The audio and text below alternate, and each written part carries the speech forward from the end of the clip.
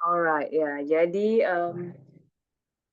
penghormatan saya ulangi sekali lagi ya daripada nanti kelewatan kepada Bapak Warik 3 yang sudah berhadir, Bapak Profesor Mustanir, kemudian Bapak Direktur Direktorat Prestasi Kewirausahaan, Pak Rahmat Fadil, Dr. Rahmat Fadil, kemudian yang paling kita um, sayangi pagi ini salah satu narasumber kita yang sangat spesial, ya alhamdulillah bisa bergabung bersama kita, Mas Billy Mambrasar STBSC MBA. Selamat pagi Pak Mas Billy, nggak nih Kak Billy lah ya, Kak Billy. Selamat bergabung di session UMK USK. Baik, untuk memulai acara pagi hari ini, kita dahulukan dengan kata sambutan ya oleh Wakil Rektor 3 Universitas Syahkuala, Prof. Mustanir MSc. Saya lihat Pak Prof. Mustanir sudah bergabung di dalam Zoom. Kenapa nih, sorry. Oke, suaranya aman ya? Nggak ada masalah ya? Oke. Ya. Assalamualaikum. Waalaikumsalam warahmatullahi wabarakatuh. Pagi-pagi dia ada mandi kopi. Pak Iwan, apa kabar Pak Iwan? Baik, alhamdulillah Prof. Baik. Saya cari posisi dulu nih. Baik.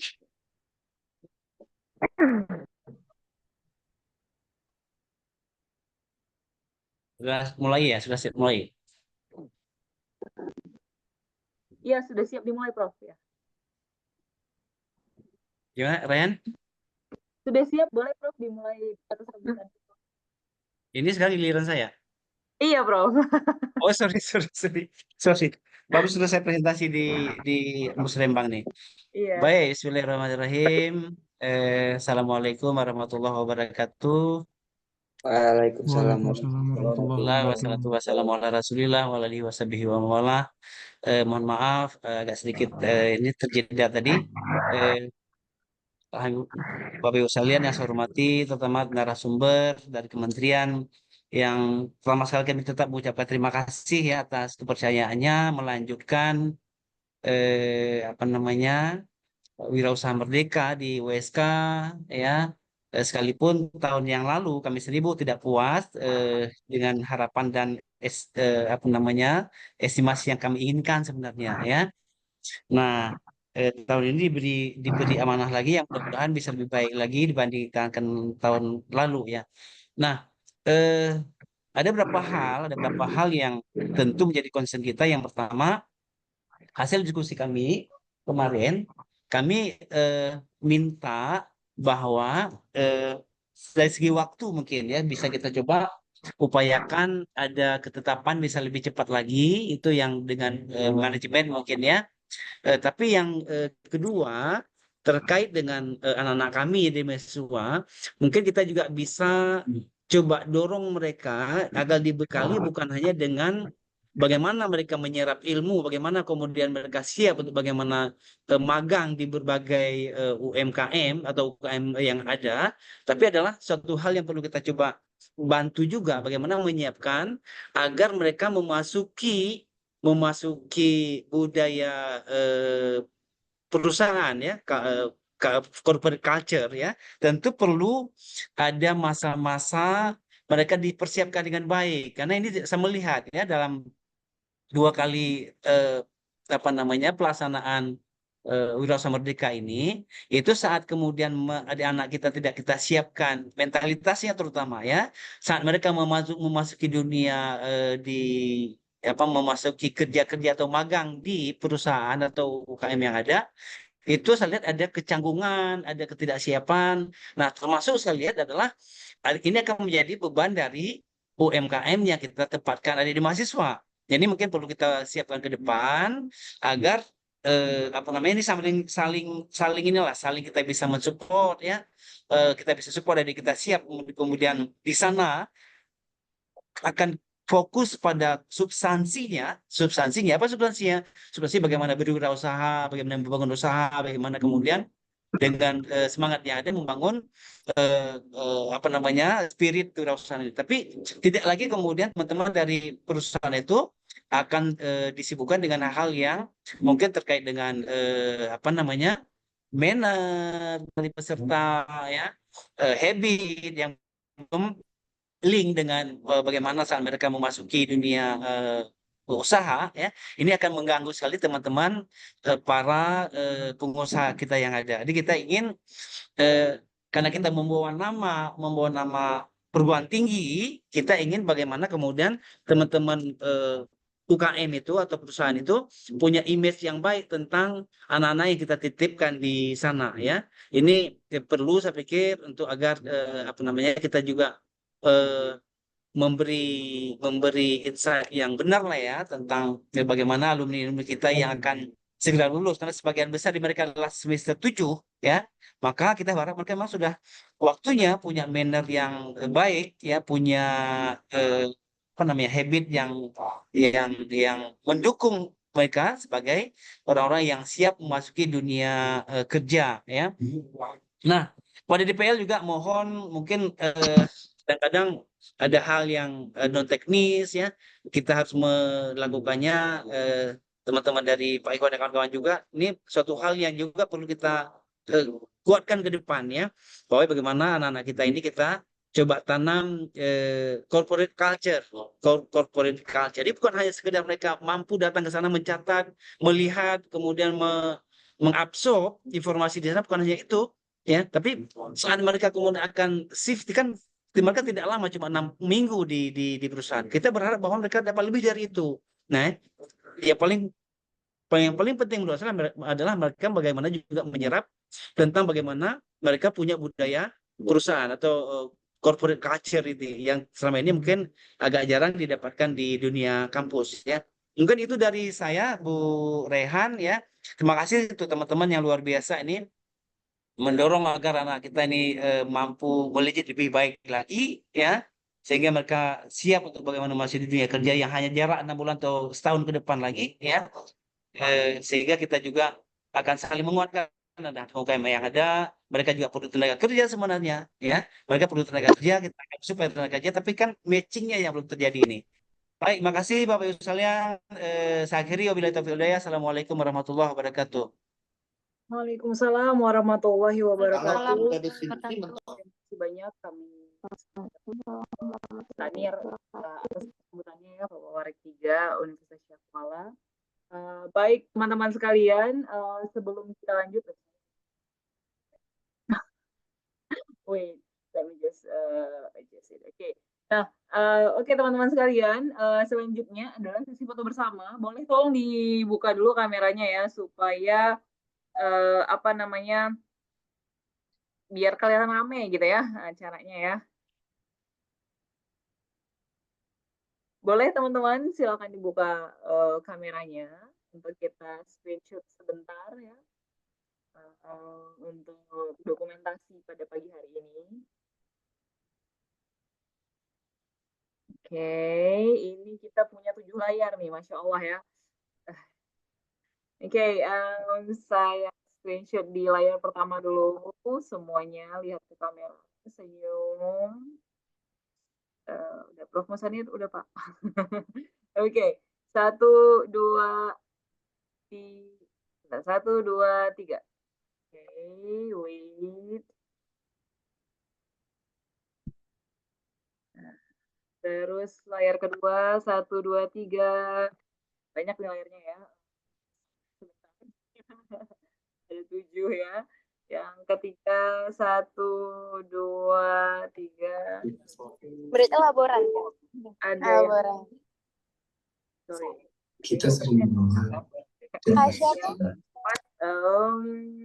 Yang keempat, banyak nih kita ya. Pagi hari ini rame nih yang hadir. 5, walaupun belum seramai yang kita inginkan. Karena harusnya ada 225 mahasiswa, tapi yang datang kayaknya belum semuanya. That's okay. Kita lihat yang hadir juga. Ini udah saya screenshot. Layar terakhir. Layar terakhir. Oke. Baik, terima kasih teman-teman sekalian. Terima kasih juga kami Banir. Jadi pagi hari ini kita itu akan mengadakan sharing session dengan pemateri adalah Kak Billy Mamresar, ya, staf ahli Presiden Joko Widodo di bidang pendidikan, inovasi, dan pembangunan daerah terluar. Baik, jadi sedikit gambaran tentang WMK mungkin Kak Billy. Jadi Wirausaha Merdeka itu adalah sebuah program dari Kementerian Kemendikbud ya, yang mengencourage mahasiswa untuk tidak hanya belajar tentang akademik, tapi juga belajar berwirausaha sedini mungkin. Nah, jadi di dalam program ini ada 3 tahapan utama. Yang pertama adalah pre-immersion. Pre-immersion itu mahasiswa dapat informasi tentang teoritis dari dari kewirausahaan itu sendiri, tentang design thinking, tentang entrepreneurship, learning canvas, dan lain sebagainya. Kemudian tahapan kedua adalah immersion. Nah, ini yang sekarang teman-teman sedang lakukan. Yaitu teman-teman ini pergi magang ke UKM-UKM yang sudah bekerja sama swasta, untuk kemudian mereka belajar gimana caranya berwirausaha. Dan itu ada di berbagai bidang sesuai dengan minat mahasiswa, ada di makanan dan minuman, ada di fashion, ekonomi kreatif yang seperti fashion, kerajinan tangan, kemudian ada juga yang di jasa, ada yang di pertanian, dan budidaya, dan beberapa mitra lainnya. Nah, di dalam sharing session, di dalam immersion ini mereka juga kita berikan, kita expose dengan sharing session, di mana para expert akan memberikan informasi sharing bagaimana sebenarnya bisnis itu sangat sangat bermanfaat lah untuk mahasiswa. Salah satunya ini diisi sama Kak Bibi pada hari ini. Kemudian nanti di akhir mereka ada post immersion, di mana mereka nanti akan mengaplikasikan apa yang sudah mereka pelajari, baik teori maupun praktiknya saat magang, ke ide-ide bisnis mereka sendiri. Jadi nanti mereka akan diberikan akses pendanaan modal untuk prototype. Nah, itu nanti mereka akan mengembangkan bisnisnya mereka sesuai dengan minat dari mahasiswa masing-masing, tentunya didampingi oleh DPL, dosen pembimbing lapangan, dan mentor. Jadi kira-kira seperti itu, Abilia. Oke, terima kasih teman-teman sekalian. Selanjutnya kita langsung masuk aja ke acaranya. Acara pagi hari ini akan dimoderatori oleh Mas Ikhwan, ya, Pak Ikhwan, Kak Ikhwan apa namanya? Kak Ikhwan ini salah satu dosen USK juga sudah bergabung tahun ini, insya Allah. Jadi Kak Ikhwan akan memandu acara ini sambil nanti kita sharing session sekaligus tanya jawab ya. Silakan Kak Ikhwan. Baik, terima kasih Bu Rehan. Semuanya, Assalamualaikum warahmatullahi wabarakatuh.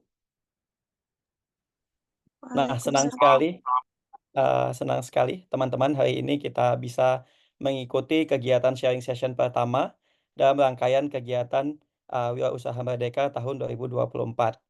Nah, teman-teman hari ini spesial banget karena di sharing session kita yang pertama ini kita mengundang speaker yang punya pengalaman sangat banyak di bidang bisnis, bukan hanya bisnis tapi juga di pemerintahan. Beliau juga adalah seorang staf khusus Presiden di bidang inovasi, pendidikan, dan daerah terluar periode 2019 sampai dengan 2024. Nah, beliau juga teman-teman, sebelum saya sebutkannya, beliau ini sarjananya itu ada di Institut Teknologi Bandung di bidang teknik pertambangan dan perminyakan. Kemudian mengambil lagi sarjananya, bachelor degree-nya itu di London School of Economics, itu di bidang politik dan hubungan internasional. Kemudian melanjutkan pendidikan lagi berikutnya itu S2-nya, master degree di bidang Master of Business Administration dari Australia National University. Kemudian beliau juga, teman-teman, melanjutkan S2-nya lagi di Harvard University, itu di bidang Human Development and Psychology, dan saat ini beliau sedang ada dalam program doktoral di University of Pennsylvania, itu di bidang Chief Learning Officer. Jadi teman-teman bisa belajar banyak banget nanti dari narasumber kita ini. Jadi sebelum kita panggil teman-teman, saya ingin menayangkan sedikit satu video pendek tentang narasumber kita, yang mana nanti bisa memberikan ya teman-teman bisa lebih kenal nih dengan narasumber kita hari ini. Sebentar.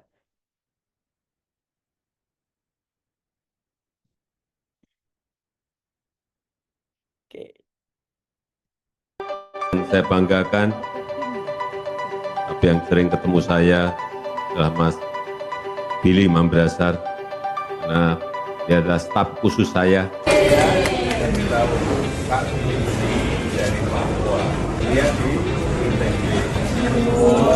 Terus kemudian dapat beasiswa lagi di Oxford, kemudian pindah lagi sekarang di S2-nya di Harvard.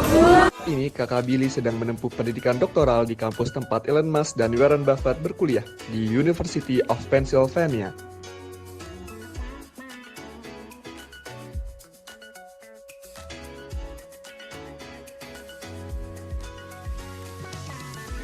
Sebelum menjadi staf khusus presiden, Billy Mambrasar ditunjuk menjadi duta pembangunan berkelanjutan Indonesia tahun 2019 sampai dengan 2024. Billy Mambrasar memecahkan rekor menjadi putra Papua pertama yang taklukkan Harvard University dan dinobatkan oleh pemerintah Australia sebagai salah satu lulusan paling berpengaruh di Indonesia.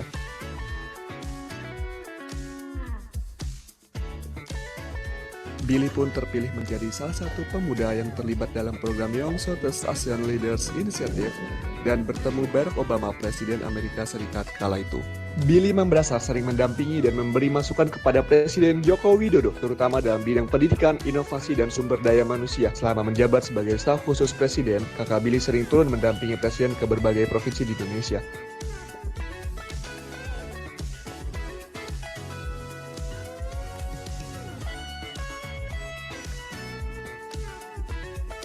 Beberapa program yang diusulkan Billy Mambrasar kepada Presiden telah sukses dilaksanakan menjadi program nasional, seperti program petani milenial, Papua Youth Creative Hub, manajemen talenta nasional, aplikasi pendamping desa, aplikasi pengolahan sampah, dan pembangunan pusat belajar non-formal di daerah terpencil.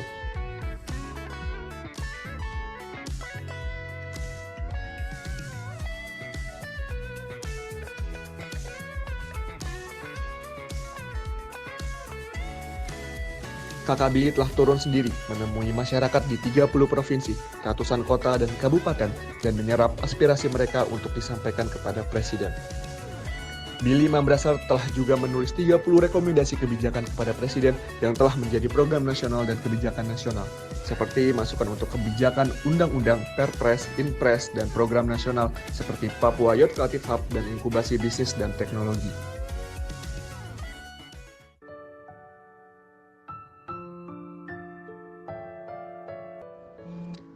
Ia telah memberi dampak seperti menjangkau 20.000 anak muda dalam program petani milenial dan menginkubasi 4.723 UMKM di Indonesia Timur. Berkibarlah bendera negeriku, berkibarlah engkau di dadaku, tunjukkanlah kepada dunia semangatmu yang panas membara. Daku ingin jiwa raga ini. Amanat ini akan selalu diemban sebaik-baiknya untuk Indonesia Jaya. Daku ingin jemariku ini menuliskan karismamu.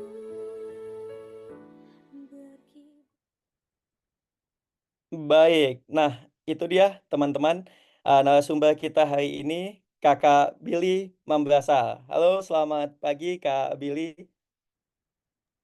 Selamat pagi. Baik, teman-teman. Apa kabar nih Kak Billy? Lagi di mana? Lagi bertugas keluar kota. Baik, siap. Jadi teman-teman, hari ini Kak Billy akan share materinya itu tentang agricultural business. Nah, jadi tadi teman-teman lihat bagaimana Kak Billy salah satu orang yang menginisiasi atau memberikan masukan kepada Presiden itu di bidang program petani milenial yang hari ini sudah dijalankan. Dan lewat program petani milenial, Kak Billy itu sudah menjangkau lebih kurang 20.000 petani dari seluruh Indonesia, gitu. Nah, jadi ini adalah momen yang sangat tepat, teman-teman. Kak Billy akan sharing kepada kita, bercerita kepada teman-teman semuanya, gimana sih sebenarnya perkembangan bisnis di dunia pertanian. Potensinya, peluangnya, even tantangannya seperti apa. Sehingga nanti teman-teman bisa menjadi nih, jika ingin tertarik menjadi pebisnis di bidang pertanian bisa optimal dan bisa maksimal gitu. Nah, nanti teman-teman jika ada pertanyaan nggak apa-apa ketik aja dulu di kolom chat, nanti di akhir setelah Kak Billy menyampaikan materinya, nanti Kak Billy akan menjawabnya gitu, teman-teman. Baik, Kak Billy, untuk waktu dan tempat kita persilahkan. Izin aku share screen-nya sebentar.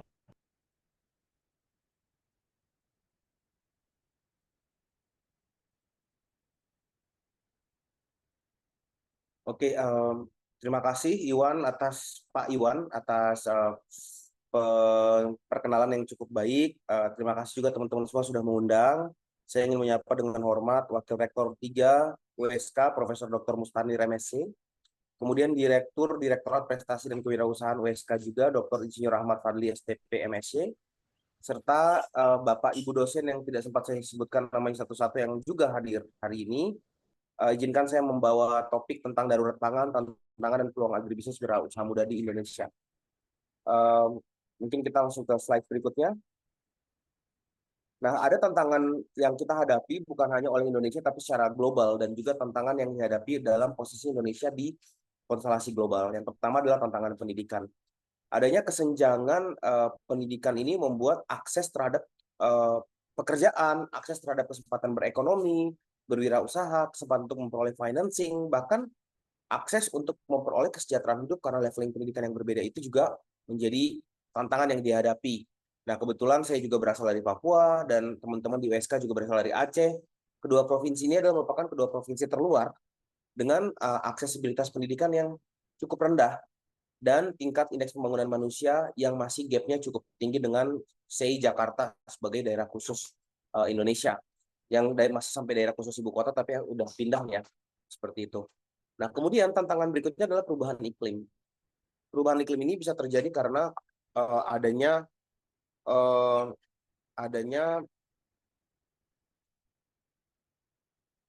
overeksploitasi dari resources dan juga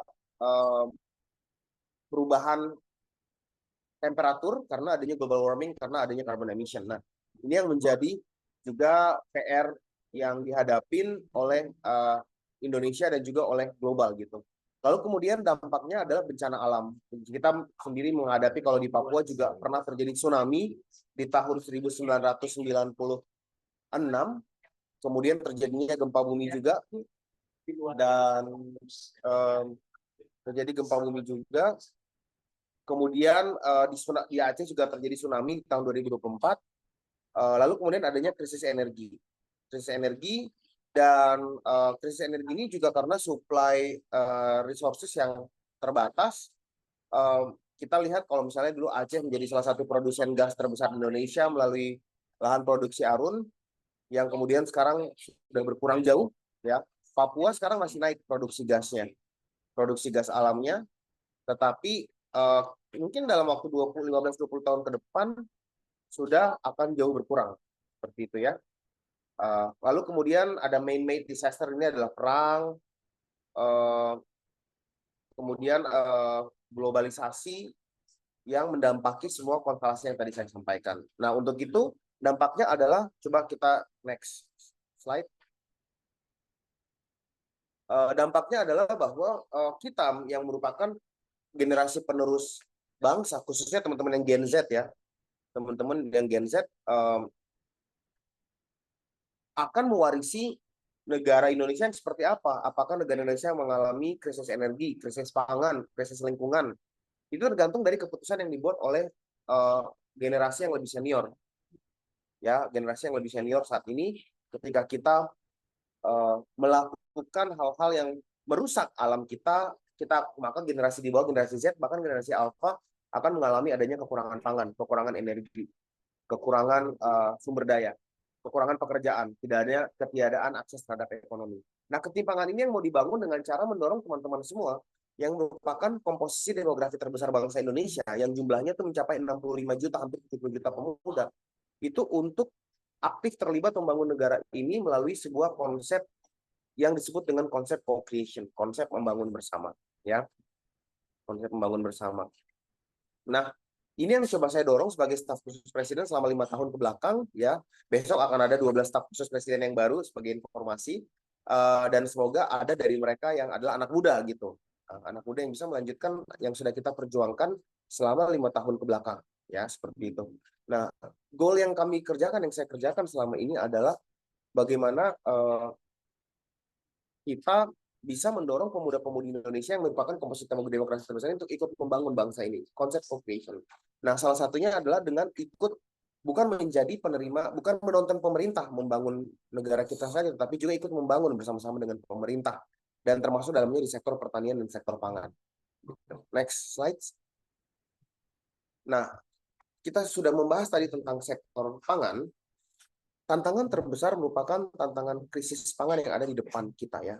Krisis pangan ini terjadi karena tadi saya sebutkan global warming, krisis energi, ya, kemudian jumlah keterserapan tenaga kerja di sektor pertanian itu cukup rendah, hanya mencapai 29,36%, guys. Rendah banget. Dan angka kelaparan di Indonesia itu masih tergolong tinggi di dunia dan juga tergolong tinggi di ASEAN. Kita netizen Indonesia itu suka menghina Timor Leste kan, negara tertinggal, negara miskin. Tapi kita tuh nggak nyadar angka kelaparan kita itu paling dekat di ASEAN itu dengan Timor Leste.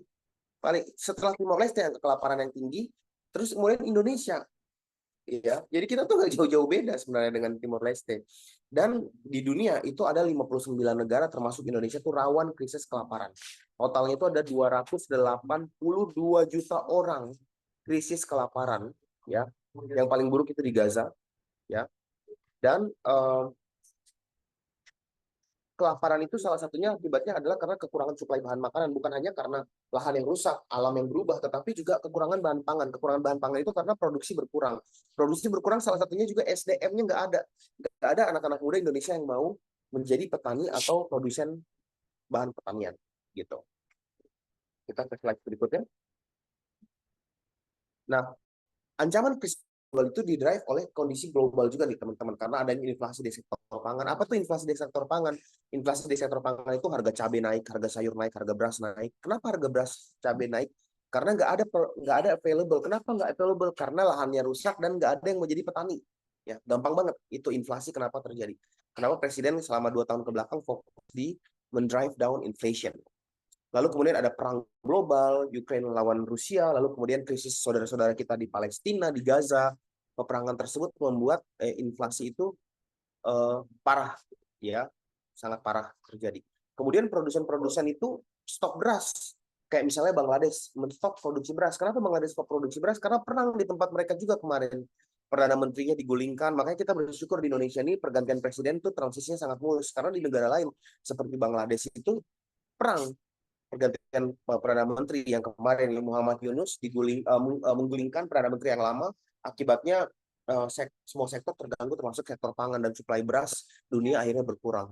Dan dalam 3 tahun dalam 3 tahun terakhir harga beras itu naik 56%.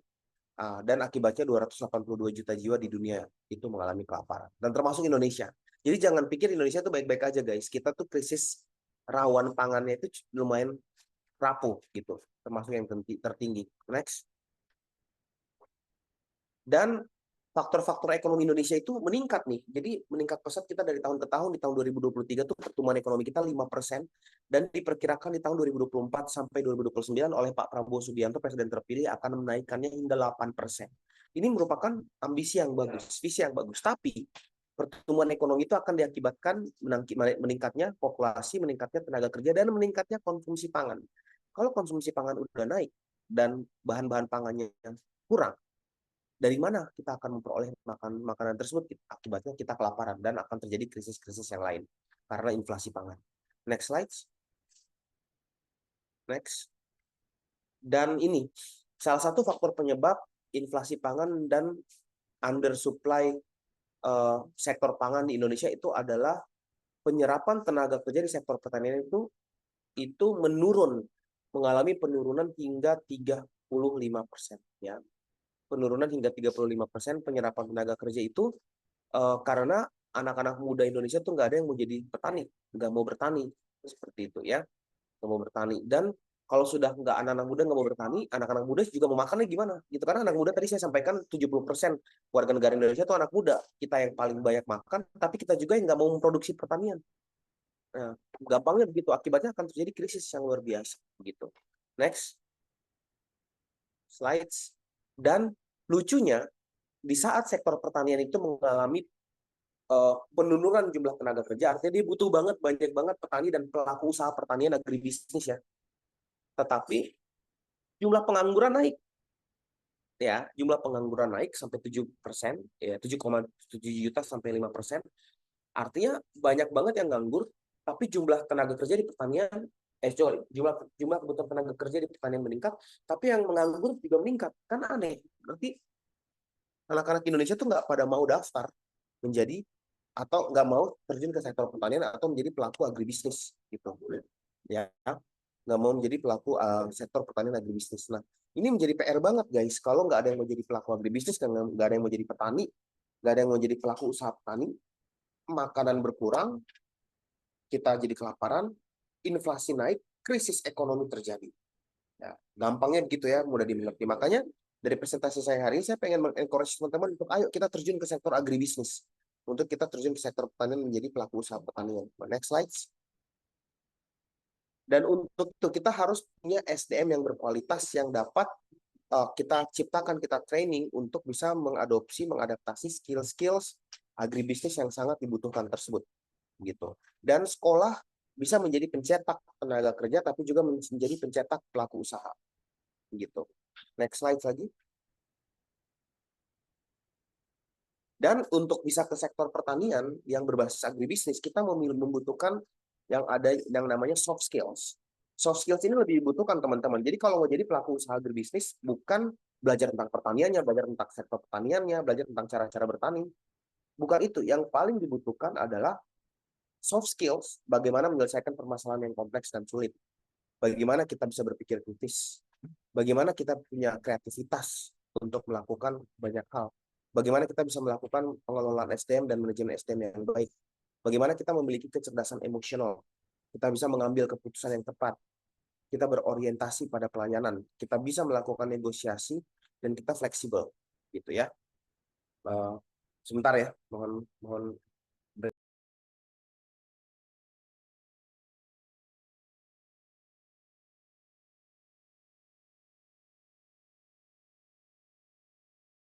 Baik, kita tunggu sebentar ya, teman-teman. Oh iya, teman-teman diingatkan jika ada pertanyaan, daripada nanti takut lupa gitu, boleh dari sekarang diketik di kolom chat. Nanti saya coba bacakan, tapi nanti juga di akhir juga bisa setelah penyampaian sesi materi, teman-teman.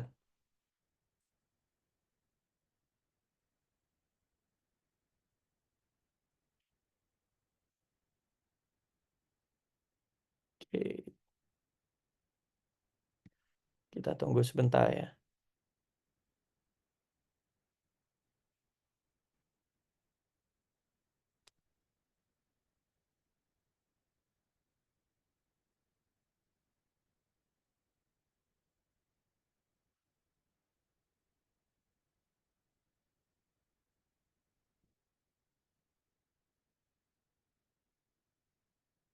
Sambil menunggu sebentar ini.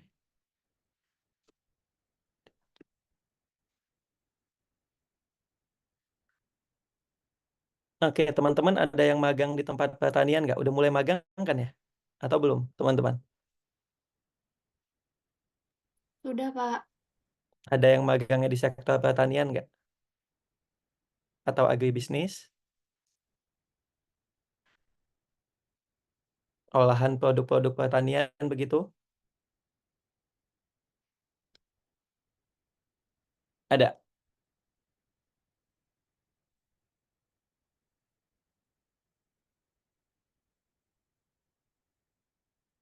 Ada nggak teman-teman yang ininya? Oh, ini lagi masuk magang, ya Anda. Ada yang dapat di agribisnis nggak? Produk-produk olahan pertanian begitu? Nggak ada, Pak. Nggak ada. Oh, siap. Teman-teman yang udah magangnya udah berapa lama nih?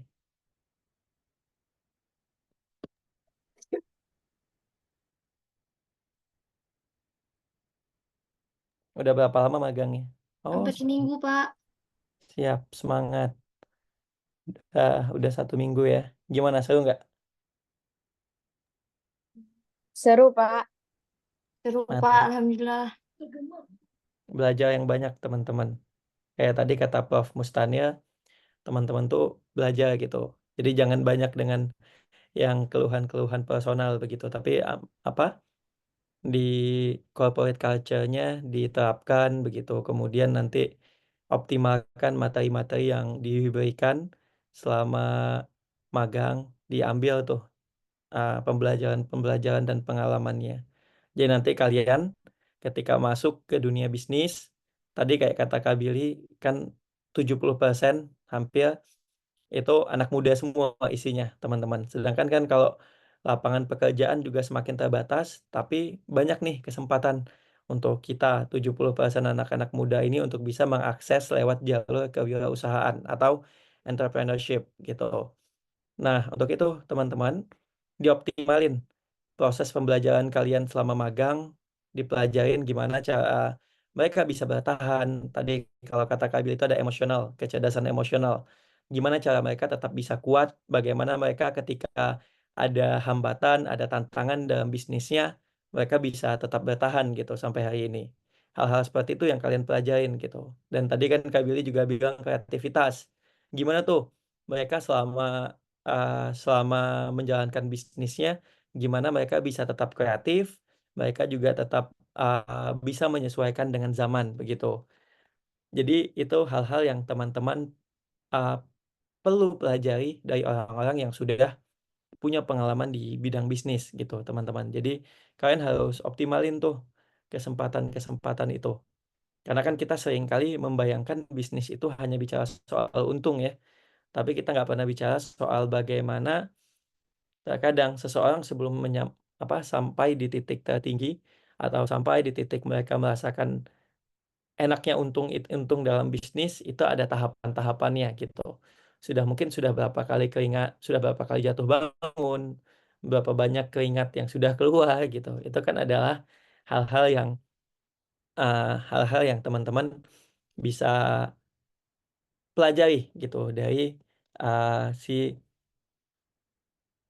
tempat kalian magang gitu, teman-teman. Pasti mereka sudah punya banyak banget pengalamannya gitu.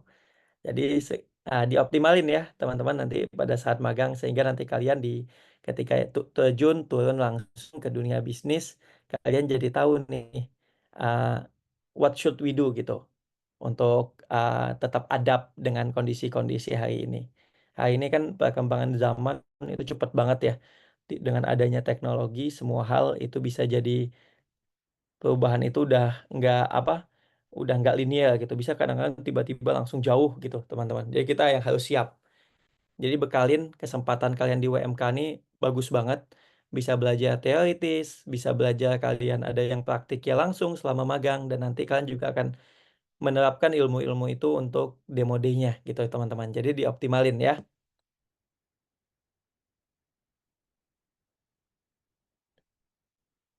Gitu. Sebentar, ini kata Kak Billy sebentar ya, teman-teman.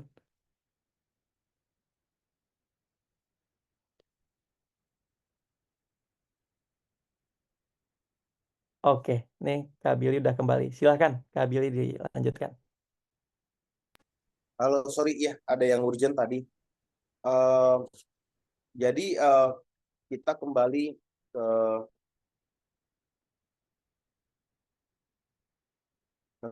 topik kita. Jadi untuk menjadi pelaku agribisnis yang paling dibutuhkan adalah soft skills, dan soft skills ini dibutuhkan untuk mengisi kebutuhan sale for zero tadi.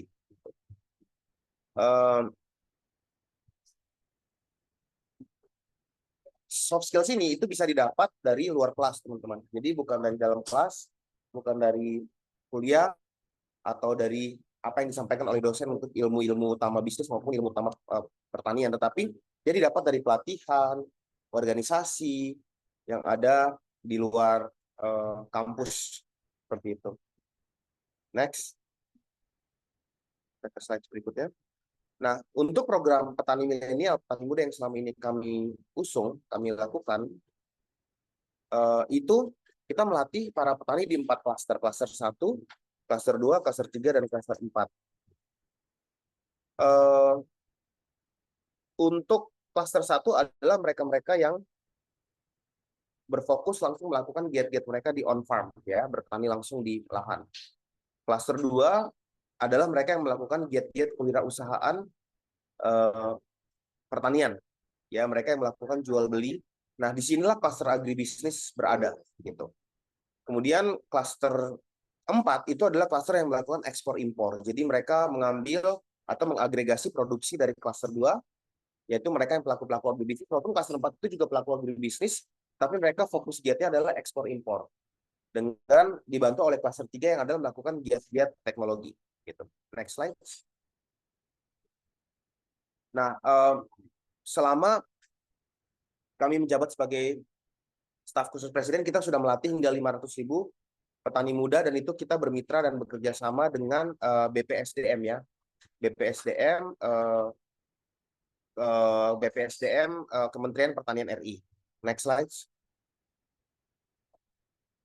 Dan kita melakukan peluncuran giat dan pelatihan itu dari Sabang sampai Merauke, dimulai dari, bahkan kita juga ke Aceh, dan di Aceh itu adalah di Aceh Barat, di Melabuh, ya, dan sampai ke ujung Indonesia di Merauke, gitu. Dan kita mendorong dan menstimulasi agar para pemuda dan pemudi Indonesia itu bisa terjun dan langsung melakukan giat-giat mereka di sektor pertanian melalui sektor agribisnis, atau melalui giat-giat pertanian turunan yang lain, gitu.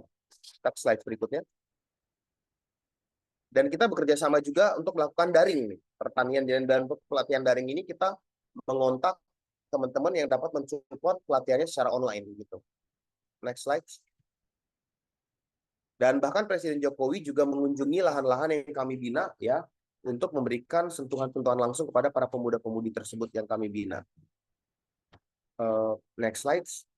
Nah, ini kita melakukan pelatihan kepada 1.200 petani muda di Papua dan Papua Barat secara serempak, skills bisnis mereka maupun skill teknis mereka. Jadi ada 2 yang dibutuhkan. Kalau klaster 1 mereka yang terjun dan bekerja langsung di lahan, itu disebut klaster 1. Skill yang kita bina adalah skill teknikal. Jadi kemampuan mereka melakukan pertanian secara langsung di lahan. Sementara untuk yang klaster 2 adalah lebih dibutuhkan skills kewirausahaan, bagaimana mereka memiliki kemampuan bisnis yang membuat mereka bisa menyokong klaster 1 untuk dapat disuplai, gitu, kebutuhan mereka. Oke. Next. Next lagi. Nah, kita saat ini juga talenta-talenta yang kita bina juga kita dorong untuk mendukung gerakan penciptaan 1 juta hektar sawah baru, ya, sawah baru dari program ketahanan pangan nasional. Next slide. Dan kita memanfaatkan peluang dari adanya gerakan entrepreneurship maupun social entrepreneurship untuk profit making, gitu, maupun yang social movement. Jadi ada juga teman-teman yang melakukan giat-giat pelatihan itu untuk menciptakan dampak sosial, ya. Tidak semua tuh berbasis menjadi petani itu hanya untuk profit aja, tetapi ada juga yang berfokus bagaimana giat-giat pertanian aku bisa menghasilkan dampak sosial, misalnya memberikan pekerjaan buat orang lain, memberikan manfaat ekonomi buat orang lain, dan seterusnya. Jadi saya pengen mendorong teman-teman untuk, ayo hari ini dengan materi yang aku sampaikan bisa terjun ke sektor agribisnis dan bisa menjadi pelaku usaha pertanian dan menciptakan dampak sosial dan dampak lingkungan buat banyak orang, ya. Dan bisa mengikuti, dan yang tadi saya sampaikan bahwa giat-giat pelatihan untuk memperoleh skills pertanian itu justru paling utamanya untuk agribisnis dapat dari luar ruang kelas, bukan dari dalam kelas. Teman-teman harus rajin ikut organisasi, rajin ikut giat-giat kewirausahaan, rajin ikut pelatihan teknis maupun non teknis di luar kelas, ya, untuk bisa menjadi pelaku agribisnis. Dan tantangan krisis yang tadi saya sampaikan, krisis pangan, krisis ekonomi, itu pendorongnya, penyebabnya paling utama adalah krisis pangan. Krisis pangan penyebab utamanya adalah karena nggak ada SDM. Nggak ada SDM karena anak muda nggak mau terjun ke sektor pertanian. Dan akibatnya lahan-lahan banyak yang tidur dan tidak terkelola. Saya lewat di daerah Aceh, timur, barat, walaupun saya belum ke utara, tapi saya sudah sampai Aceh Selatan, itu banyak sekali lahan-lahan tidur yang harus dimaksimalkan agar bisa produktif dikelola dan dipergunakan oleh kita untuk memproduksi bahan pangan gitu. Jadi saya pikir terima kasih buat USK yang sudah membuat event seperti ini. Terima kasih Pak Iwan karena sudah melakukan inisiatif ini. Ini bisa menjadi semangat penggerak buat adik-adik untuk mengconsider bahwa kebutuhan ekonomi, kebutuhan pangan itu bisa menjadi potensi yang besar buat anak-anak muda kita, termasuk anak-anak muda di Aceh, untuk menciptakan kemakmuran ekonomi ya, mendapat pendapatan, penghasilan, income buat mereka untuk dapat memiliki hidup yang lebih baik dari sektor pertanian gitu, karena potensinya besar dan kebutuhannya juga besar. Nah, saya pikir ini saja sampai di sini materi saya, karena sudah 40 menit ya, hampir 40 menit, biar bisa menghemat waktu untuk bisa tanya jawab. Saya kembalikan ke Ayu. Baik, terima kasih Kak Billy untuk paparannya menjelaskan mengenai gambaran pertanian dan hal-hal yang sudah Kakak kerjakan selama ini di sektor pertanian. Nah, teman-teman, saya ingin membuka sesi tanya jawab. Mungkin di awal saya buka 3 dulu. Boleh untuk teman-teman yang ingin bertanya terkait bisnis, terkait pertanian, itu silahkan. Karena Kak Billy ini kalau bisnisnya, karena dia sudah menginkubasi sangat banyak bisnis juga, dia sudah terlibat di beberapa tipe bisnis gitu ya, teman-teman silahkan yang ingin bertanya boleh raise hand. Nanti saya persilahkan, atau yang ingin bertanya via kolom chat juga kita persilahkan.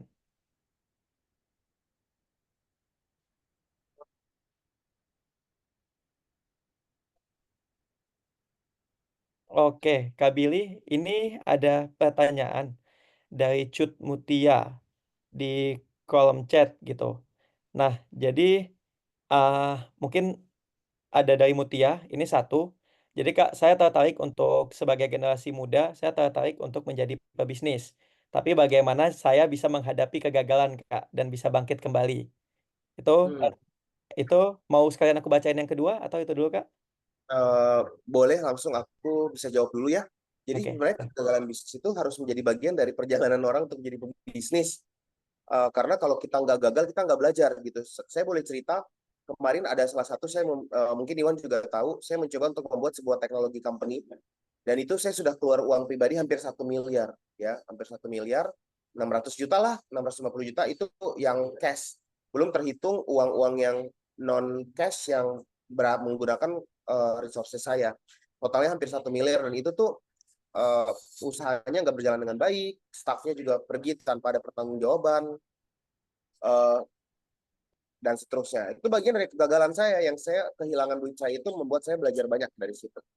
Lalu saya punya juga sebuah movement sosial yang mana karyawannya secara berjamaah nyuri uang saya, dan itu habis, bukan uang saya ya, uang kami, institusi, dan itu totalnya bisa sampai mencapai hampir angka 1,2 miliar. Lalu ada juga beberapa usaha yang masih pivoting, yang masih belum berjalan dengan baik, tapi ada juga usaha yang berhasil. Jadi yang sudah make profit, usaha yang berhasil itu juga dari kegagalan-kegagalan yang kemudian terbangun, membuat sebuah pembelajaran yang kemudian menjadi kekuatan bagi saya untuk tahu, oh yang namanya berbisnis itu seperti ini, namanya berbisnis seperti ini. Nah, justru dimulai dari sekarang, gagal sebanyak-banyaknya, yang kecil-kecil dulu gagalnya, jangan langsung besar-besar, jangan langsung ratusan juta atau miliaran, kecil-kecil aja dulu, sehingga nanti kalau dikasih space untuk melakukan hal yang besar, itu udah belajar banyak untuk bisa menggapai sukses gitu ya, menggapai sukses. Jadi intinya bagaimana cara menghadapi kegagalan harus dihadapi, kita belajar dari kegagalan yang ada, dan kita perkuat mental kita untuk bisa menghadapi hal yang baru gitu. Saya pikir itu sedikit jawaban dari saya. Baik, demikian Cut Mutia. Jadi coba dulu dari sekarang ya. Jadi biar berpengalaman, tapi jangan coba yang gede-gede dulu. Hal-hal kecil dulu kita mulai gitu ya. Nah, kemudian ini Kak, dari Ekoni Martin. Dia ingin bertanya. Oke, sebelum ke Cut Fitri, kita ke Ekoni dulu ya. Ekoni ingin bertanya Kak, bagaimana bisa pemuda Indonesia berminat di bidang pertanian jika harga pokok pembelian ke petani langsung harganya sangat murah, di mana modalnya saja tidak terbayar dari keuntungan yang didapat. Saya sebagai anak dari petani, bagaimana bisa menjadi minat jadi petani milenial, begitu Kak.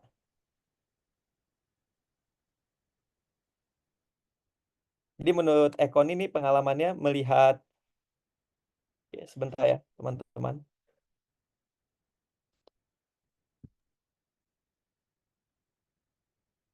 Bentar.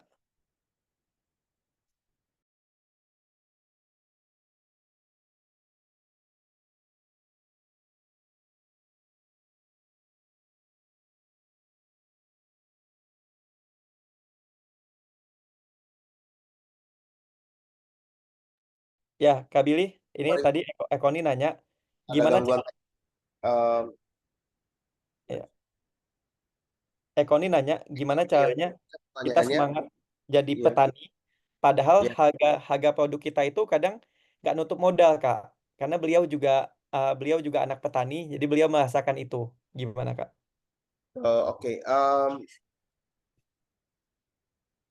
kalau misalnya untuk sektor secara umum itu kan yang namanya product market fit. Jadi kita punya produk, kita jual ke pasar. Nah, kalau misalnya produk tersebut memang matching dengan yang dibutuhkan di pasar, itu yang disebut dengan product market fit, maka barang kita akan dibeli, barang dan jasa kita akan dikonsumsi gitu. Nah, product market fit ini itu harus melalui sebuah riset yang panjang. Jadi riset yang panjang itu misalnya gini, kita mau buka pertanian di kebun, kita bikin kebunnya kebun salak, padahal di daerah itu orang nggak suka makan salak, itu nggak product market fit. Akibatnya gagal, yang kita supply, yang kita produksi nggak dibeli, dan akibatnya overproduction atau produksi kita keterserapannya sangat rendah gitu ya. Nah, kemudian ada faktor-faktor lain yang namanya krisis. Krisis itu membuat pembeliannya anjlok, jadi nggak banyak yang membeli produk kita, dan akibatnya kita bangkrut usahanya. Nah, ini merupakan hal-hal yang sering sekali dialami oleh para pengusaha dan pelaku usaha.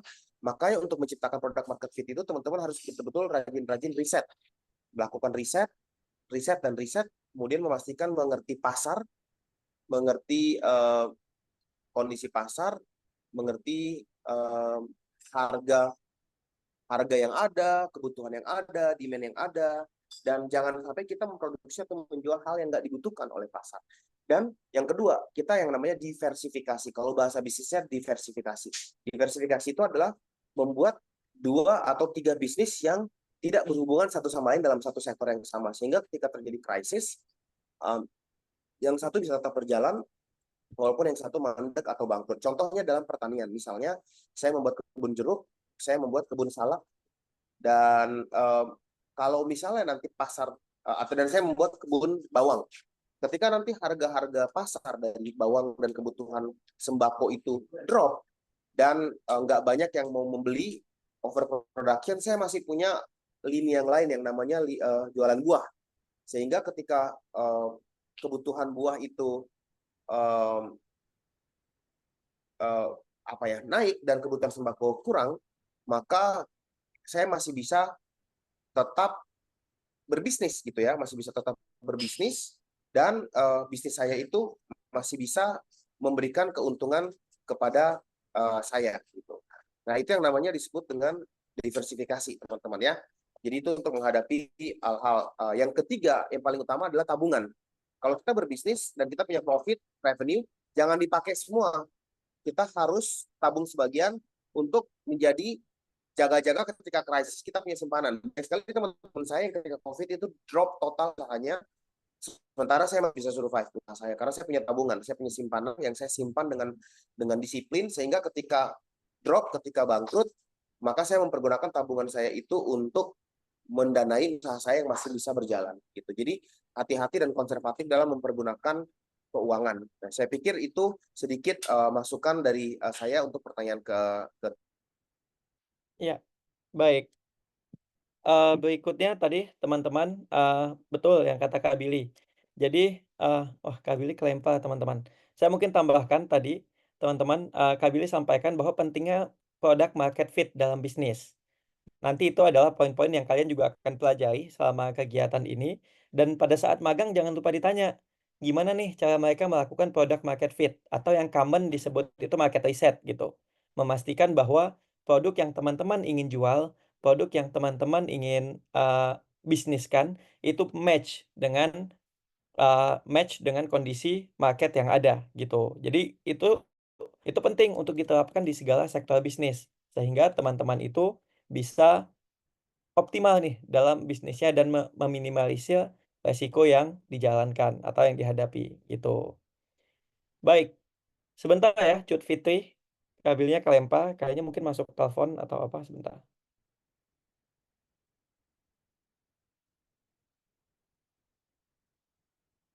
Iya, sinyalnya putus, bentar katanya. Baru di WA, sebentar.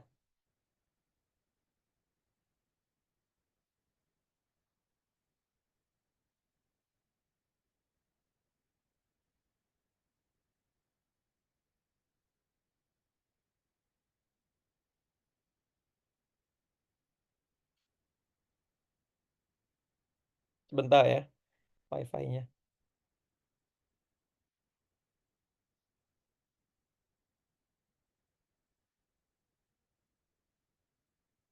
Dia lagi di salah satu daerah di Jawa Barat katanya. Sebentar. Menarik juga tuh, Kak. Ini cerita. Sorry, suara aku terdengar nggak? Ya, Rehan suaranya nggak kedengaran. Oh ya. Nah, ini suara aku.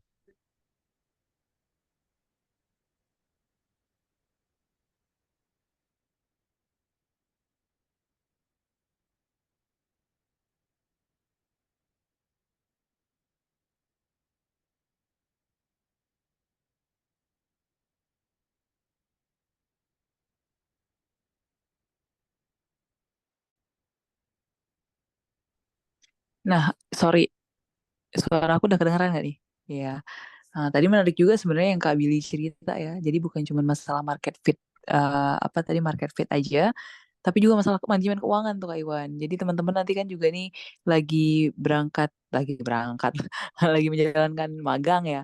Nah, itu penting juga nanti nanyain tentang gimana sih sebenarnya manajemen keuangan yang baik untuk usaha teman-teman. Apalagi besok kan teman-teman dikasih modal untuk bikin prototype nih.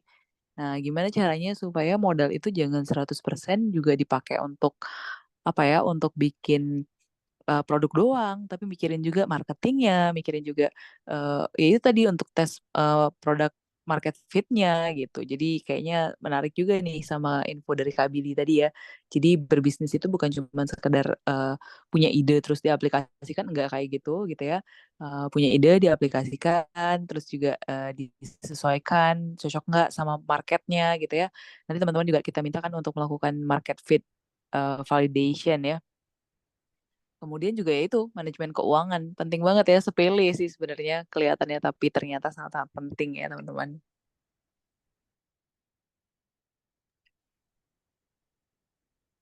Oke, sambil nunggu Kak Billy, mungkin ada teman-teman yang mau share pengalaman magangnya.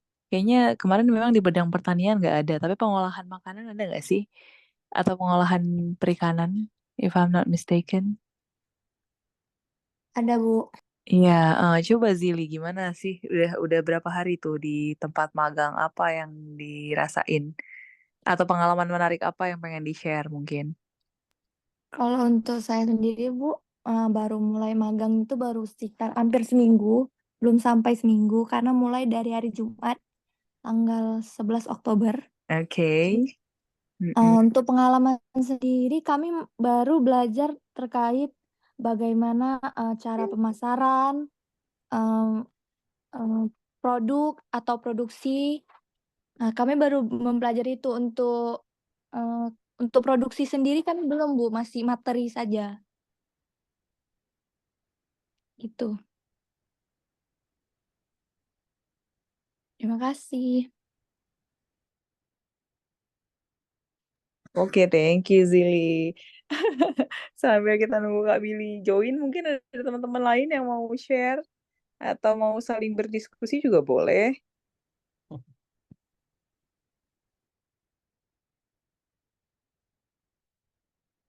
Lagi proses reconnect katanya, sebentar.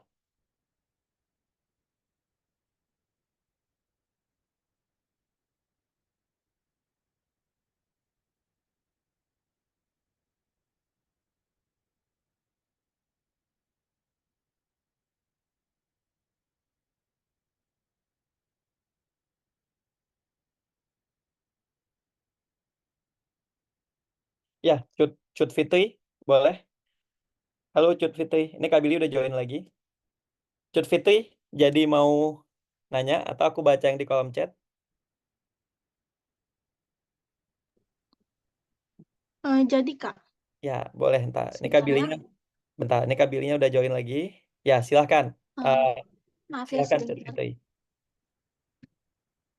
Halo, Baik Halo Pak, Kak. Assalamualaikum warahmatullahi wabarakatuh. Waalaikumsalam. Sebelumnya, terima kasih banyak nih kepada Kak Ichwan yang sudah mempersilahkan saya untuk bertanya langsung ke Kak Billy. Saya sangat senang bisa tanya langsung nih ke Kak Billy sebagai kebetulan perkenalan dulu, saya Cut Fitri Warahmah, mahasiswi agribisnis Fakultas Pertanian di Universitas Tengku Umar. Dan kebetulan bisnis yang mau saya bawa untuk WMK ini sangat terhubung dengan agribisnis dan bahkan terinspirasi dari selama saya belajar di agribisnis. Nah, kebetulan saya ingin membuat platform C2C atau platform e-commerce untuk di mana di situ terdapat petani, UMKM, driver hingga konsumen dalam satu aplikasi. Begitu Pak Billy. Nah, yang jadi pertanyaan saya di sini, jadi kan untuk dapat target konsumen saya salah satunya petani itu saya harus berkomunikasi dengan petani agar mereka dapat mau mendaftarkan diri di aplikasi atau platform saya, sehingga tujuan utama dari bisnis ini adalah memperkecil atau mempersingkat rantai distribusi dari petani hingga konsumen. Karena kita tahu sendiri Kak Billy kan, sebagai anak agribisnis saya paham betul bahwa tengkulak itu sangat mempengaruhi harga. Ini bisnis ini juga menjawab persoalan yang tadi sempat ditanyakan oleh teman saya, siapa namanya ini, bentar. Teman saya Ekoni sempat bertanya masalah harga. Nah, tujuan dari bisnis ini atau dari platform ini adalah mempersingkat rantai pasar sehingga harga yang kita dapatkan itu jauh lebih fleksibel dan transparan. Karena kita tahu betul tengkulak itu mengakibatkan petani itu menjual ke tengkulak dengan harga yang sangat mahal, sedangkan kita dengan harga yang sangat murah, maaf, sedangkan kita membeli di pasar dengan harga yang sangat mahal atau barang tersebut tentunya terinflasi seperti itu. Yang jadi pertanyaan saya ini untuk petani atau petani lokal dapat ikut bergabung dengan aplikasi atau platform ini, itu bagaimana? Dengan cara yang saya dapatkan itu baru satu cara, yaitu saya ingin sekali dapat bergabung dengan penyuluh pertanian agar saya dapat juga sekaligus mengedukasi para petani langsung. Untuk cara lain itu saya tidak terpikirkan atau belum terpikirkan karena menurut saya ini sangat sulit dengan petani Aceh yang masih bisa kita sebut petani-petani yang masih awam. Terima kasih. Begitu Kak Billy. Oke, terima kasih, pertanyaan bagus banget. Menurut saya cara strategi Maaf, suaranya tidak terdengar. terdengar Udah. suara saya? Jelas, Oh ya. jelas. Ya, jadi engagement dengan penyuluh pertanian itu udah benar banget gitu, karena mereka kan juga menjadi agent langsung dari pemerintah melalui Dinas Pertanian atau Kementerian Pertanian. Masalahnya jumlah penyuluh pertanian itu kan terbatas. Dan dari pengalaman saya, tidak semua penyuluh pertanian itu memiliki skills technical atau tidak memiliki influence atau pengaruh kepada petani juga. Makanya strategi yang lain yang bisa dipergunakan itu langsung memberikan insentif kepada petani. Artinya kan petani mau bergabung di sebuah platform kalau mereka dapat insentif. Insentif itu kan bisa dapat misalnya duit langsung. Nah, duit langsung itu seperti apa dapatnya? Itu harus diatur melalui bisnis model. Jadi teman-teman menjadi financing agency untuk mengkonek petani langsung dengan pasar, tapi teman-teman harus kasih duit di depan, ya, kasih duit di depan sehingga mereka bisa memperoleh insentif dari keterlibatan mereka. Insentif itu merupakan reward yang bisa merangsang mereka untuk dapat bergabung dengan platform atau movement yang dibentuk tadi. Nah, caranya bagaimana? Teman-teman harus membentuk bisnis model. Bisnis modelnya itu harus melalui sebuah workshop sendiri untuk melihat supply duitnya tuh hulu hilir, dari mana masuk dan dari mana keluar expenditure-nya gitu. Jangan sampai bangkrut, jangan sampai losses ya, jangan sampai kehilangan gitu ya. Nah, dari situ dari reward yang atau insentif yang tepat itu bisa mengajak banyak sekali petani untuk bisa bergabung, karena benefit yang non tangible atau dari pengalaman saya menjalankan bisnis, segala benefit yang impact itu non tangible atau nggak terlalu kelihatan itu nggak terlalu menarik bagi orang untuk dapat bergabung dan movement. Kita harus sesuatu yang betul-betul tangible, apalagi untuk level menengah ke bawah seperti petani, dalam bentuk insentif uang itu baru mereka mau gabung. Ya, selebihnya ya cara-cara mainstream seperti promosi di media sosial, sosialisasi, engagement dengan banyak petani, itu menurut saya bisa juga meningkatkan awareness dan juga meningkatkan partisipasi dari para petani untuk bisa ikut kepada platform yang sudah dibentuk tadi. Terima kasih. Baik, begitu tadi ya, Cut. Jadi salah satu yang bisa kamu lakukan adalah kamu coba kembangkan lagi bisnis modelmu yang mana yang menguntungkan bagi petani sehingga petani mau join ke kamu. Tadi Kak Billy misalnya kasih contoh, kamu misalnya bisa dengan menyiapkan uang di depan bagi petani. Pasti mereka akan tertarik dengan hal seperti itu gitu. Nah, Kak Billy, masih ada yang mau raise hand, mau ngomong langsung sama Kak Billy?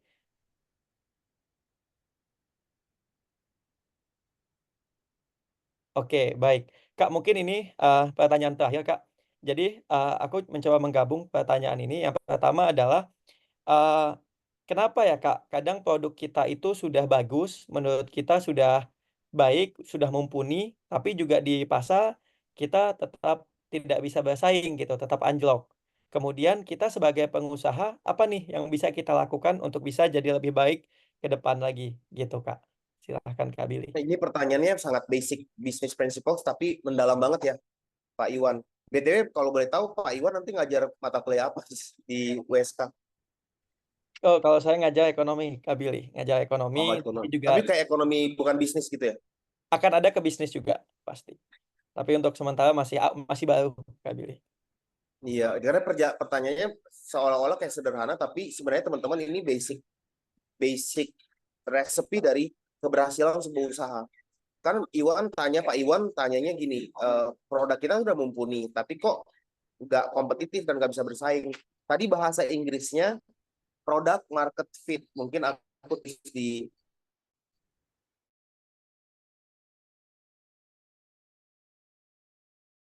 ya, tanya apa? Nah, product market fit atau PMF ini itu merupakan sesuatu yang paling dicari rumusannya oleh para pelaku usaha di seluruh dunia. Product market fit artinya apa? Produk artinya produk, market artinya pasar atau pembeli, dan fit artinya cocok. Kebanyakan dari kita itu begitu percaya diri membuat sebuah produk kita, atau dalam hal agribisnis misalnya, oh gue pengen bikin nanas, kebun nanas, gue pengen bikin olahan dodol jeruk, gue pengen bikin manisan mangga gitu, atau gue pengen nanam kebun bawang. Kita langsung berpikir ke produk dulu. Padahal pebisnis itu harusnya mikir ke pasar dulu. Ya, ini aku tulis di kolom chat.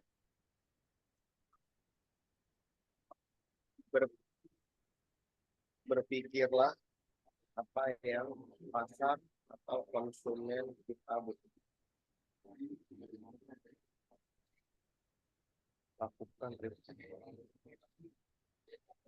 ke depan.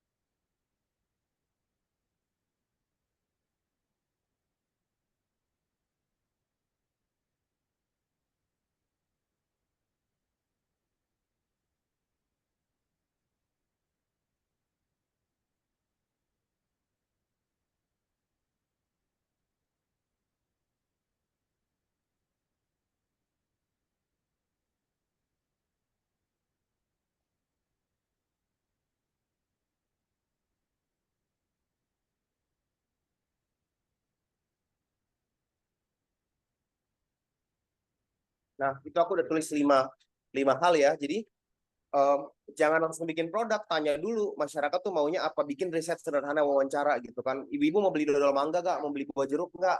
Mau beli salak nggak? Gitu kan. Lalu list beberapa buah atau beberapa produk ya. Kalau dalam agribisnis kan tentunya buah atau berbasis sayur ya, atau makanan berbasis pertanian. List jangan cuma satu, buat beberapa. Lalu dicobain, dicek, dites mana yang paling disukain, jualah produk yang paling disukain itu.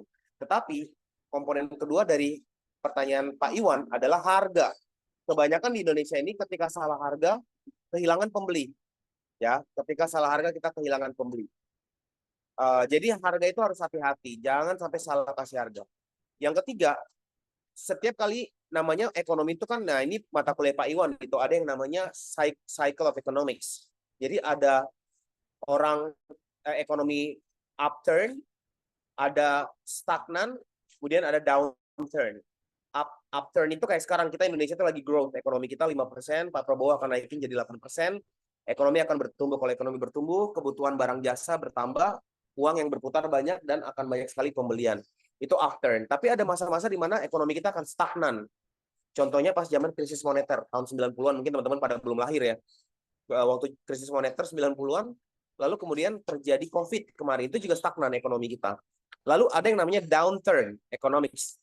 Thanks God, alhamdulillah Indonesia belum pernah mengalami sebuah siklus downturn ekonomi menurun yang panjang. Itu belum pernah ada sepanjang yang dialami oleh Amerika yang disebut dengan Great Depression atau depresi besar. Nah, hati-hati ketika terjadi stagnansi atau downturn, teman-teman itu kan usahanya pasti mandek. Jadi teman-teman tuh rajin-rajinlah menabung. Dan menabung. Jangan maruk, jangan rakus, jangan serakah. Pas baru profit dikit, uangnya kepake untuk beli ini, beli motor, beli ini, cicil rumah, apa, terus nggak ada tabungan. Ketika terjadi economic inflation atau downturn, kita kesulitan, gitu ya. Nah, itu yang membuat kenapa sih nggak kompetitif. Nah, ada faktor selain price, Pak Iwan. Ada yang namanya competitiveness factor, ya. Ini aku tulis di sini. Atau bahasa Indonesianya,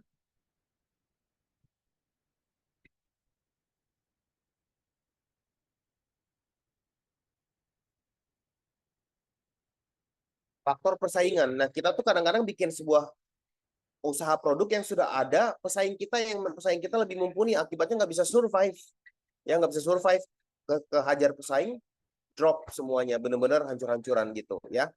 Nah, ini yang harus kita benar-benar telaah dengan baik sebelum kita meluncurkan atau menjalankan usaha kita gitu. Nah, tadi bagian kedua dari pertanyaan Pak Iwan apa? Jadi bagaimana Kak tipsnya buat kita entrepreneur muda ini untuk bisa lebih baik ke depannya gitu. Ini pertanyaan mahasiswa. Iya, tadi sudah saya sempat cicil, saya bilang untuk entrepreneur itu paling utama skillnya itu adalah soft skill ya di Industrial 4.0, bukan skill yang kita pelajari dari kelas, yang kita serap dari dosen. Itu memang penting, itu skill primer, tapi paling utama menjadi pebisnis itu skill keterampilan yang kita dapatkan dari luar ruang kelas, misalnya berorganisasi, negosiasi, presentasi, komunikasi, atau sesi seminar seperti yang teman-teman dapatkan hari ini. Itu Pak Iwan membawa privilege buat teman-teman mendatangkan pembicara yang mumpuni, yang punya pengalaman, memberikan pengetahuan tambahan di luar ruang kelas yang bisa teman-teman serap. Nah, ini teman-teman harus rajin-rajin terus mencari ilmu, terus memperlengkapi diri dan menguatkan diri, ya, dan terus membekali diri ke depannya untuk bisa menjadi pebisnis yang sukses. Pebisnis yang sukses itu hanya kalau skill kita didapat dari luar ruang kelas, gitu. Seperti itu. Baik, Ya. Kak Billy. Nah, itu teman-teman. Itu yang disampaikan Kak Billy, yang Kak Billy sampaikan poin-poin 5 poin tadi, mungkin saya highlight sedikit tentang berpikir apa yang dibutuhkan konsumen, kemudian lakukan riset sederhana, kemudian buatkan list beberapa produk yang akan kita coba untuk dites, kemudian analisis mana yang disukai dan mana yang tidak, kemudian hati-hati dalam memberikan harga. Dan bagi pebisnis, teman-teman Kak Billy highlight lagi, soft skill yang penting. Jadi teman-teman, saya lebih kurang 5 tahun sudah mendampingi Kak Billy keliling. Saya melihat langsung apa yang Kak Billy sampaikan itu memang betul-betul sesuai nih dengan kebutuhan real pelaku-pelaku usaha, terutama bagi kita teman-teman yang masih pemula gitu. Mungkin di akhir Kak Billy, sebelum kita tutup, mungkin bisa kasih satu closing statement sebelum kita tutup untuk menyemangati mahasiswa, teman-teman mahasiswa ini untuk semangat dalam kegiatan Wirausaha Merdeka ini dan belajar banyak untuk bisa jadi pengusaha ke depannya. Oke, buat teman-teman semua yang hari ini hadir, saya ucapkan terima kasih mau mendedikasikan weekend kalian untuk belajar. Saya juga mengucapkan terima kasih buat Pak Iwan sudah mengadakan sesi yang bagus kali ini buat USK. dan juga tentunya buat rektorat, tadi wakil rektor maupun ibu dekan yang sudah memfasilitasi adanya event ini. Buat teman-teman semua, kalau teman-teman pengen berbahagia, pengen makmur, ya pengen kaya, jadilah pebisnis. Dan jadilah pebisnis di bidang pertanian, karena di bidang pertanian itu area yang kesempatannya masih sangat banyak buat kita untuk dapat mengembangkan diri dan mengembangkan ekonomi kita. Jadi jangan ragu-ragu, terjunlah ke sektor agribisnis dan belajarlah sebanyak-banyaknya dari sekarang, karena pebisnis yang mulai lebih awal itu akan jauh lebih berhasil daripada pebisnis yang mulainya belakangan gitu. Dan justru jangan takut kegagalan, jangan takut gagal, karena justru kalau kita gagal, maka kita akan belajar untuk menjadi pebisnis yang lebih baik ke depannya dari kegagalan yang ada gitu. Nah, saya pikir itu aja pesan dari saya. Saya sekali lagi makasih Pak Iwan udah diundang ya, dan sukses buat teman-teman semua. Hampir 200 mahasiswa yang calon pebisnis masa depan kita hadir hari ini. Terima kasih. Baik, terima kasih Kak Billy untuk masukannya dan ilmunya hari ini. Semoga teman-teman tadi terinspirasi dan jadinya mendapatkan banyak masukan dan banyak ide nih dalam melakukan pengembangan untuk bisnisnya. Mungkin akhir juga dari saya, teman-teman selalu semangat dan jangan pernah berhenti untuk belajar gitu. Maka dengan ini saya akhiri kegiatan kita hari ini dan kita tutup kegiatan kita hari ini. Terima kasih teman-teman, sampai jumpa di kegiatan sharing session berikutnya. Assalamualaikum warahmatullahi wabarakatuh. Waalaikumsalam. Thank you Kak Waalaikumsalam Billy, warahmatullahi thank you Kak Iwan. Terima kasih. Waalaikumsalam warahmatullahi wabarakatuh. Sorry ya Wan, ini nih laptopnya Raffi ini under spec, ngaco banget ya, hilang sinyal, suara Aman. hilang. Siap aman Kak. Oke. Ini orangnya. Ya. Oke, teman-teman yang mau live sudah boleh ya, sudah selesai sesinya. Terima kasih semuanya. Izin live Kak Rehan, terima kasih. Oke, aku end meeting ya. Thank you.